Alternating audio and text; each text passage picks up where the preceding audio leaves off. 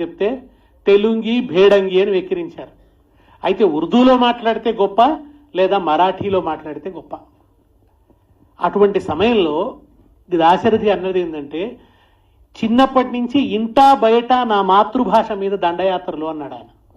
ఇంట్లో వాళ్ళ నాన్న స్నానం చేస్తే తెలుగు మాట్లాడేవాడు కాదు. ఆయన చాలా నిష్ఠ కలిగిన వాడు అన్నమాట. చాలా చాదస్తుడు. ఆయన ద్రవిడ వేదం చదువుకున్నాడు, సంస్కృతం చదువుకున్నాడు. స్నానం చేసిందంటే ఆయన సంస్కృతమే మాట్లాడతాడు, స్నానం చేసిందంటే ఇక తెలుగు మాట్లాడు. తెలుగు మాట్లాడితే మైల పడిపోతాను ఆయన భావన. కనుక దాశరథికి చిన్నప్పుడు సంస్కృతమే చెప్పాడు. కాదంబరి అనే కావ్యం 8-9 వయసు వచ్చేసరికి దాశరథికి కంఠోపాఠం. బయటకు వస్తే పాఠశాలలో ఉర్దూ, అక్కడ తెలుగు చదువుకునే అవకాశం లేదు. తెలుగు కోసం అల్లాడాడు, తెలుగు నేర్చుకోవడం కోసం ఆరాటపడ్డాడు. అక్కడ కూడా ఆ ఉర్దూ పాఠశాలలో జక్కీ సాబ్ అనే ఒక టీచర్ ఒక కవిత చెప్పాడు ఆయనకి. అది మహాకవి ఇక్బాల్ రాసిన కవిత. ఇక్బాల్ ఎవరో మీ అందరికీ తెలుసు.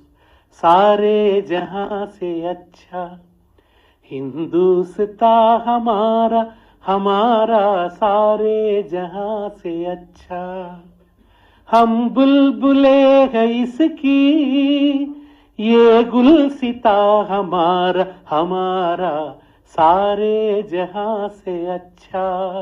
ఈ పాట రాసిన ఇక్బాల్, అల్లామా ఇక్బాల్.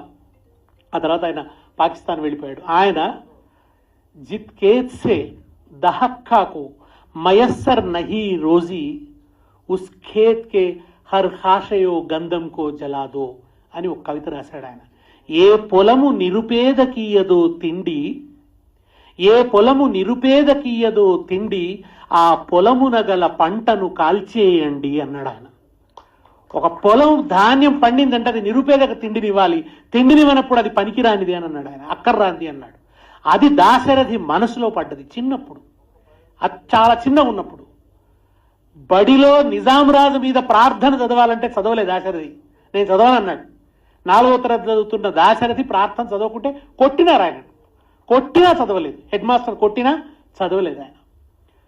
ఆ జక్కీ సాబ్ చెప్పిన అల్లామా ఇక్బాల్ కవిత తర్వాత కేశవార్య శాస్త్రి అని ఒక ఉపనిషత్తులు బాగా చదువుకున్న ఒక ఆర్య సామాజికుడు ఉన్నాడు. ఆర్య సమాజం ఏం చేసిందంటే, వేదాలు బ్రాహ్మణులు మాత్రమే కాదు అన్ని కులాల వాళ్ళు నేర్చుకోవచ్చు అని స్వామి దయానంద సరస్వతి శూద్రులకు అంటరాని వారికి కూడా వేదాలను నేర్పించాడు. ఆర్య సమాజం ఇప్పటికీ ఆ పని చేస్తుంది. అందులో ఆయన ఒక శూద్రుడైన అతను వేదాలు నేర్చుకున్నాడు. కేశవార్య శాస్త్రి ఆయన పేరు. ఆయన ఉపనిషత్తుల గురించి దాశరథికి చెప్తూ అగ్నిర్ వాగ్భూత్వ ముఖం ప్రావిశత్ అని చెప్పాడట. అగ్ని వాక్కు రూపంలో ముఖంలోకి వెళ్ళాడు, దేవుని ముఖంలో ప్రవేశించాడు అని అంటే చిన్నపిల్లవాడైన దాశరథి అగ్ని లోపలికి పోతే మరి నోరు కాలదా అన్నాడట. అంటే ఆయన చెప్పాడట, అగ్ని వాక్కు రూపంలో వెళ్ళాడు, వాక్కు రూపంలో లోపలికి వెళ్ళినాక కాలదు, పైగా లోపలున్న అజ్ఞానాన్ని ఆ అగ్ని కాల్చేస్తుంది అని చెప్పాడు. అది చిన్నప్పుడు దాశరథి మనసులో పడ్డ అగ్ని బీజం అదే తర్వాత అగ్ని ధారగా మారింది. ఆయన చిన్నగూడూరు దొరకు వ్యతిరేకంగా తిరగబడ్డాడు. గార్ల ఆ ప్రాంతంలో కోయవాళ్లను సన్నద్ధం చేసి కోయల మధ్య పనిచేశాడు.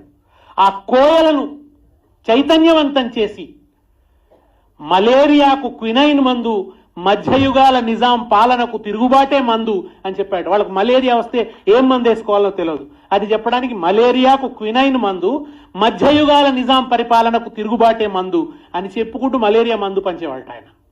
అట్లా వాళ్ళను సన్నద్ధం చేస్తే చినగూడూరు దొర ఆయనను హత్య చేయాలనుకున్నాడు.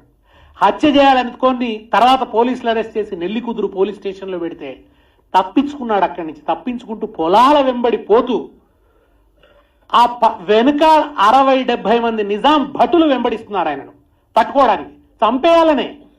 ఆ పోతూ కూడా పద్యాలు చెప్పాడట. ప్రాణములొడ్డి ఘోర గహనాటవులన్ పడగొట్టి మంచి మగాణములన్ సృజించి ఎముకల్ నుసిజేసి భోషాణములన్ నవాబునకు స్వర్ణము నింపిన రైతుదే తెలంగాణము రైతుదే ముసలి నక్కకు రాచరికమ్ము దక్కునే. ఆ భూస్వామ్య సమాజంలో, ఏ ప్రాథమిక హక్కులు లేని సమాజంలో, పౌర హక్కులు అంటే ఏందో తెలియని సమయంలో రాజును పట్టుకొని ముసలి నక్కకు రాచరికమ్ము దక్కునే అని అనడానికి ఎంత ధైర్యం కావాలి ఆయనకి, ఎంత గట్స్ ఉండాలి. పొట్టివాడు, చాలా పొట్టిగా ఉండేవాడు దాశరథి, అర్భకుడు, చాలా అనారోగ్య బాధలు పడ్డాడు ఆయన. కానీ గుండె మాత్రం ఆటం బాంబు కన్నా శక్తివంతమైంది దాశరథి గుండె. అందుకే ఆ లోయల వెంట, అడవుల వెంట పరుగెత్తుతూ ఈ మాట అన్నాడు ఆయన. ఎట్లా వచ్చింది భూమి?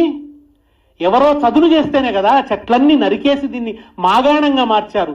తమ చెమటను, నెత్తురును పారిస్తే పంట పండింది. ఆ పంటంతా నీ దగ్గరికి చేరింది, దానిలోంచి ధనం పుట్టింది, నువ్వు నవాబు అయ్యావు. ఒక్క రోజు కూడా, ఒక్క నిమిషము సేపు దుక్కి దున్నానట్టి దున్నాపోతువు నీకు దిక్కు తెలియని భూములెక్కడివి అని అడిగాడు సుద్దాల హనుమంతు. అట్లాగే దాశరథి కూడా ముసలి నక్కకు రాచరికమ్ము దక్కునే అన్నాడు. ఎవరిది తెలంగాణం? తెలంగాణము రైతుదే అన్నాడు. గురజాడ అప్పారావు దేశమంటే మనుషులో అన్నాడు, దాశరథి దేశమంటే రైతులో అన్నాడు. ఆయన రైతులదే ఈ తెలంగాణ ఆయన చెప్పినాడు. ఆయన అంతేకాదు, ఆయన అనేక రకాల హింసలు పెట్టారు. ఆయన రైల్లో పోతుంటే రజాకారులు వచ్చి మీద దాడి చేసి తల్వార్లతో కొడుతుంటే ఈయన పక్కనున్న ఒక ఆయన చేతిలో ఆంధ్రప్రభ పట్టుకొని ఉన్నాడు. పత్రికలు చదవడం కూడా అప్పుడు సమస్యే. ఆ చెయ్యి మీద కొడితే అతని చెయ్యి తెగిపోయింది. ఆ దెబ్బలన్నీ పడ్డాడు దాశరథి. జైల్లో కూడా తీసుకుపోయి ఆయన ఆ జైల్లో కూడా విపరీతంగా కొట్టి పడేస్తే భుజం విరిగిపోయింది, తల పగిలిపోయింది, జ్వరం వచ్చింది. జ్వరం వస్తే వైద్యుణ్ణి రమ్మంటే వాడు అల్లాగా దువా మాంగో మై దవా నై దేతే అన్నాడు. వాడు నేను మందివను దువా, దేవుణ్ణి ప్రార్థన చేసుకో అన్నాడు. అప్పుడు ఆయన రాత్రి పడుకొని శివుడి మీద పద్యాలు చెప్పాడు. అద్భుతంగా ఉంటాయి పద్యాలు. మీకు ఎప్పుడన్నా ఓపిక ఉంటే అగ్నిధార తీసి చదవండి. కుడిహస్తమ్మున శూలమెత్తెదవు, కుడిహస్తమ్మున శూలమెత్తదవు, దిక్కుల్ ఇక్కడ ఉండాలి, చూస్తాను. చాలా అద్భుతమైనటువంటి పద్యం. ఎందుకంటే ఆయన ఇవ్వాలన్నా కాస్త గుర్తు చేసుకోవాలనేటువంటి ఒక